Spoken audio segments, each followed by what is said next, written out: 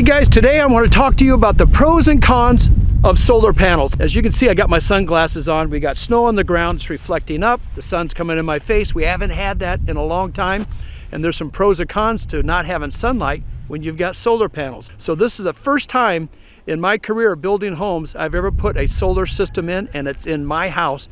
I always like to practice on myself before I try it on clients, so I'm the guinea pig. So today I'm gonna get into it with you guys on what I like and maybe don't like about it, because I've got one on my chicken coop and I have one on my house. So let's get into the pros and cons of solar panels.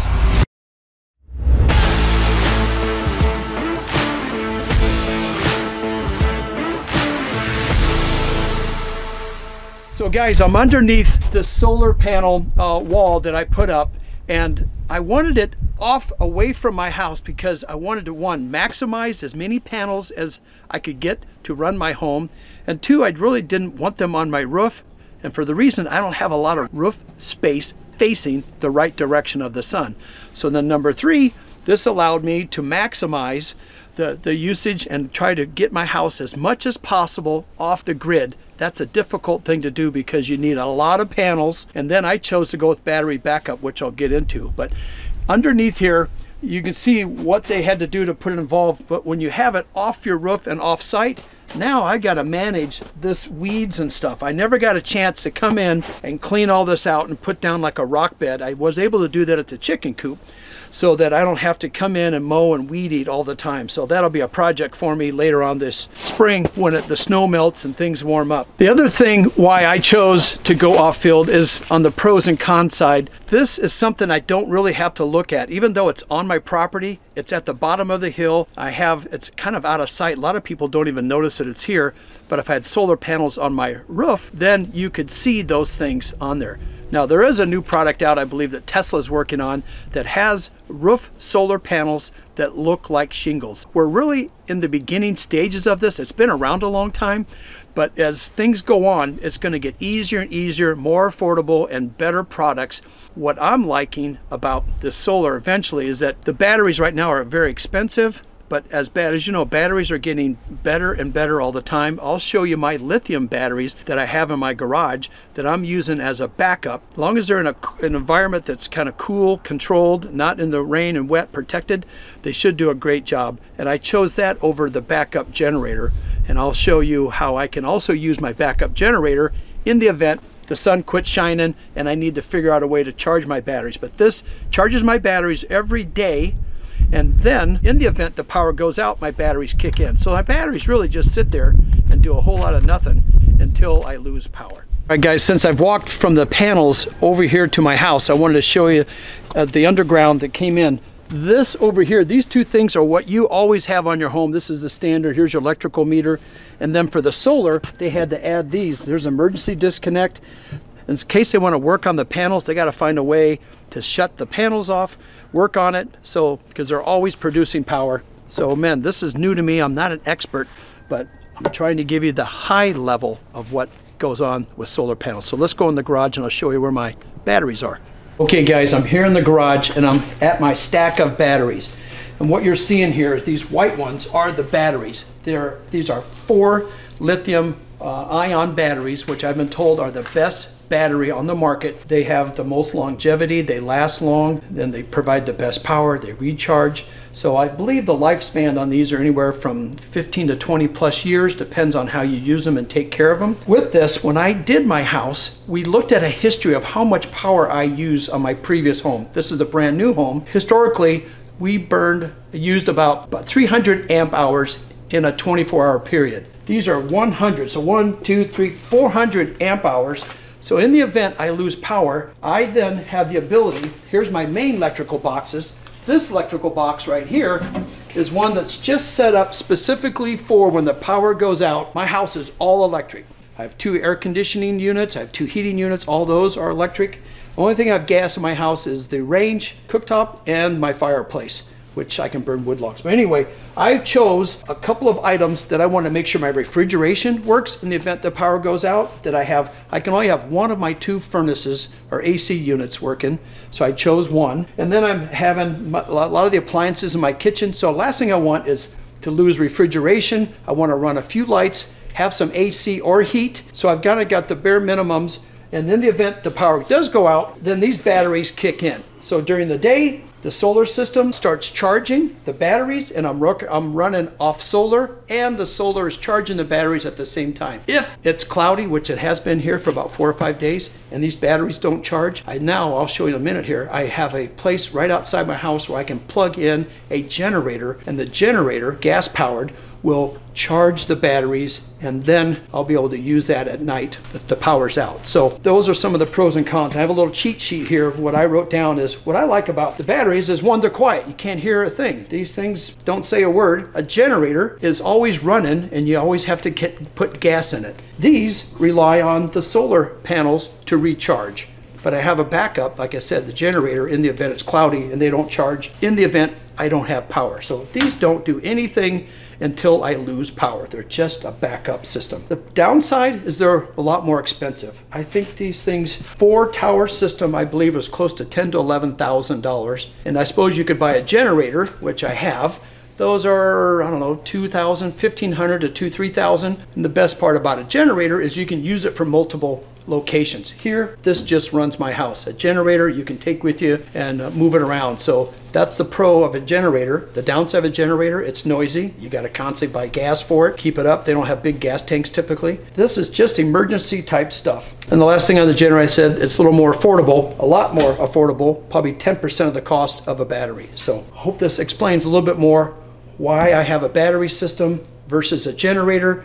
I was trying to really get totally off the grid. Thank God I haven't lost power yet, and that's what we never want to do. But in the event it does, this should take over. Let me show you what I've done on my chicken coop. That's a little different setup. That's on more of a kind of a car battery versus these big expensive batteries, and that's a smaller system. All right guys, since we're going to the chicken coop, I'm gonna give you guys a treat. We're gonna take my new Ranger for a ride. Snow's melting, so it's probably gonna be a muddy mess, but I've got some treats for the chicken, stuff that has expired in our refrigerator, and we have steaks from last night that nobody finished, so we're really feeding these chickens well. So let's go on down.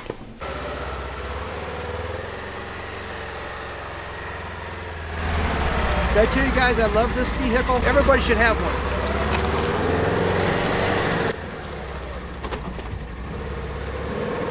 Since the snow is melting, now we get nothing but mud and grease.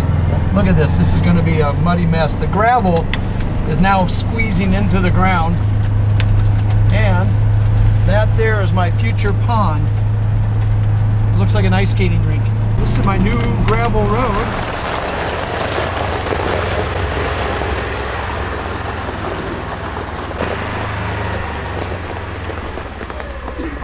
I need to invest in a mirror.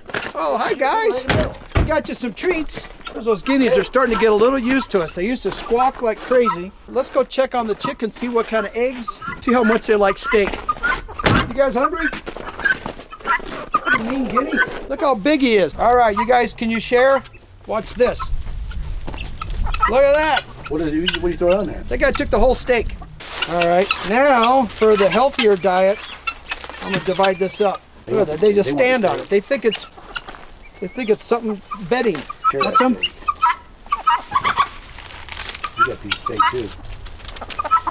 I don't know. They're more of a steak eater. All right, there's this. Is that steak right there? Oh, it's right here. What's eating right here? He's here. Oh, jeez.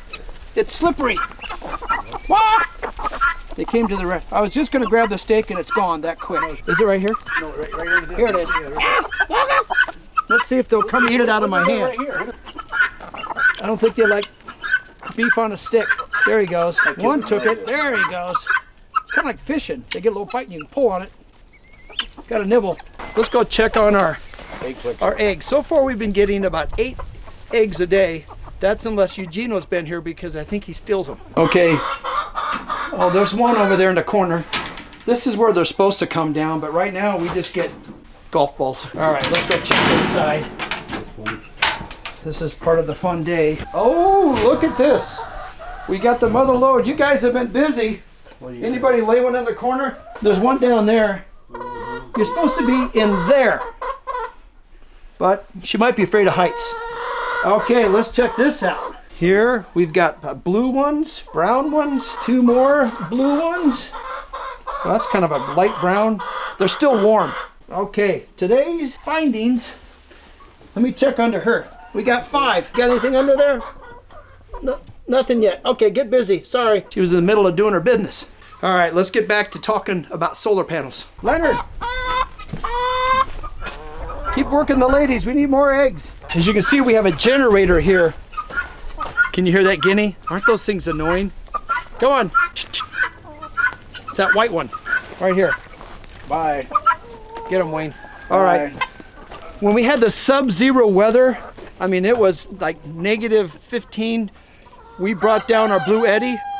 I love that. That got so cold that it froze and it was losing power so quick. So the solar panels were not keeping up because there was no sunshine. For whatever reason, the battery would just take too much power because we had heater going. So we had to come in and use our backup generator, which again, this can also be plugged into our house to charge those batteries. So what we did, we were having some problems. So we thought if we added a second battery to this system, our batteries in here are those deep cell, deep cycle batteries. Let me show you in here. Okay guys, a little back history.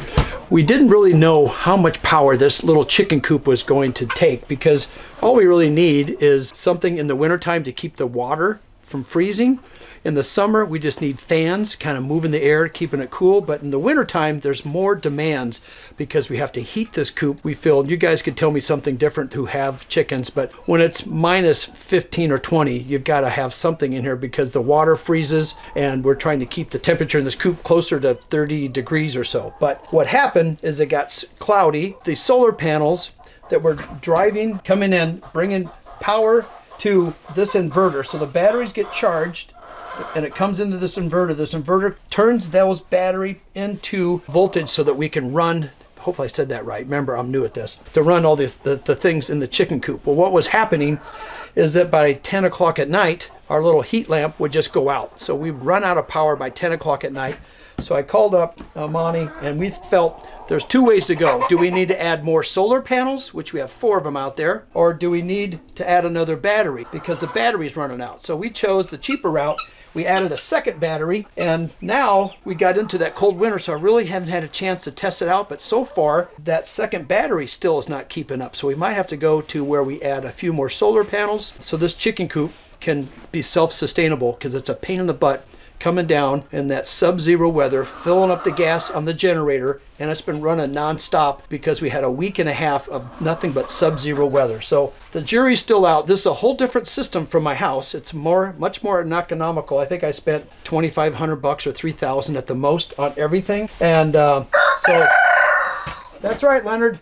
It's not like the house. You guys give me some input if you've got some suggestions on how I can get this chicken coop fully functional 24 hours a day, because right now it's still falling short on what I would like it to do.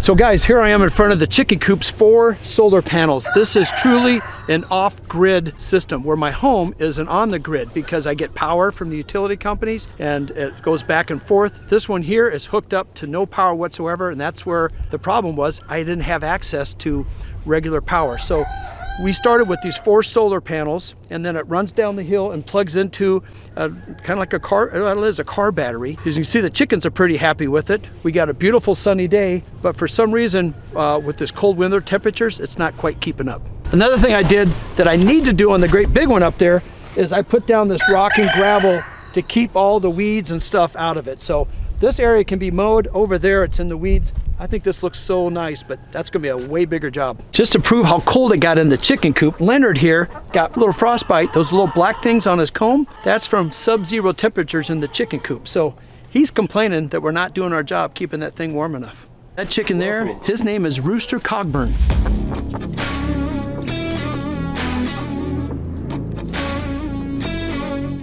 You guys are noisy. Go do your business. Where's Patch when you need him? He's supposed to be getting these birds herded up and put them in the chicken coop.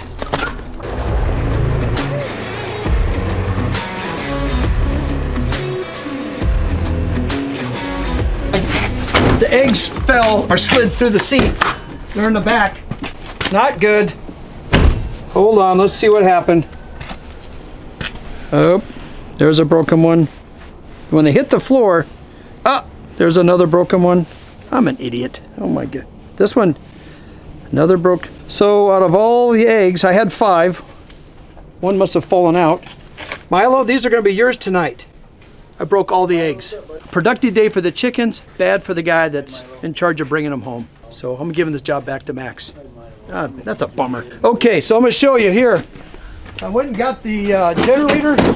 Wayne, Yes. help me out here. Let's I show got you. you. Here's the downside of generators. Notice how big and heavy this thing is. It's a 2-man job. So, and from what I learned, it burns through gas in about. You ready? Yeah, I know. Let me see. I gotta find a grip. I'm ready. You ready? Okay. And awkward. Thank God it's got a little trusty handle. So what I would do in the event I'm out of power, I can wind this little baby roller right in here. Start it up, and here is my. Last time I did it, I pulled the whole outlet off the wall. Right here. There we go. A little latch, Brad. All right, so this is a 220 that plugs in, and then I have 220 down here somewhere. I don't know where it went, right there. And start this up, and then this will charge the batteries. That's the last resort. So I always have a backup to the backup, which is a good thing. So let me know what you guys think, if this was helpful at all, going over the solar pros and cons. Again, I've never done it before, but keep in mind, the government steps in and will give you guys a 30% federal tax credit. So whatever it costs to set that system up, I think I spent close to $60,000. So I'm gonna get a 30% back, 3 times 6, what's that, $18,000 off the price. And if I bought the batteries, that also comes off the top. So everything that is included, labor, materials, the batteries, what have you, is 30% off the top is your tax credit. So with that, I also want to thank, I have some viewers. A lot of you guys are great about commenting. So I'm going to start giving shout outs to you guys that do a great job of watching. Very kind comments. I really appreciate that. So here are some people that have been with me for a long time. If I've missed you, I'm going to be doing it every single time I show a video. So always run and watch at the very end. And I really appreciate you guys. Thanks again for shouting out to me. Always like and subscribe. And by the way, we have some hats and shirts somewhere, but I got hats. I need to get rid of these, the 2023s. I'm going to be doing a promotion and they'll be discounted. So if you want something, now's the time to buy. We're getting down and dirty. How low will the prices go? I'm Brad the Builder. I'll see you guys on the next job site. Guys, I'm gonna do the walk of shame and let my wife know what I've done with today's eggs. Hey, Mary. You can't believe what I did with the eggs. What? They fell off the seat and I broke them all. Oh my God. There was only 5. It's only 5. You're